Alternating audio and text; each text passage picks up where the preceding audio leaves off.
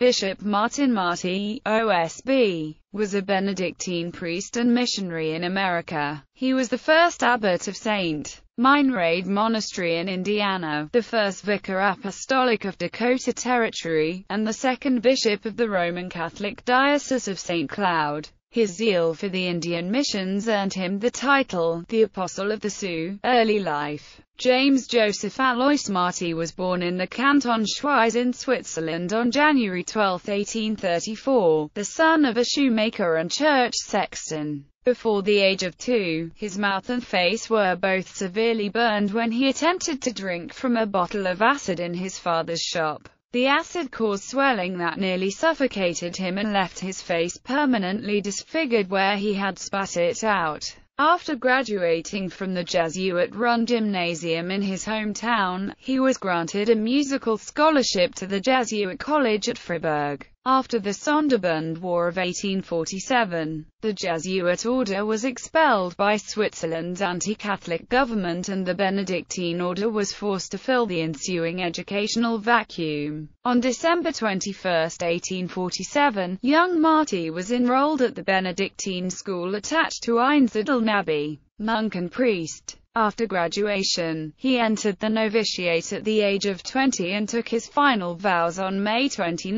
1855, taking the name Brother Marty. He was ordained to the priesthood just over a year later. In 1859, he was assigned a professorship of moral theology. America. In 1860, Abbot Heinrich Schmid von Bahr ordered the 26-year-old priest to take over responsibility for the abbey's debt-ridden daughter house at St. Meinrad, Indiana. Although the assignment was intended to last only 1 year, Father Marty proved so adept at building up the formerly failing monastery that Abbot Schmid von Bahr decided that it was God's will for his young protege to remain in America. When the priory was established 5 years later, he was made the first prior. On September 30, 1870, St. Meinrad was upgraded to an independent abbey by decree of Pope Pius IX.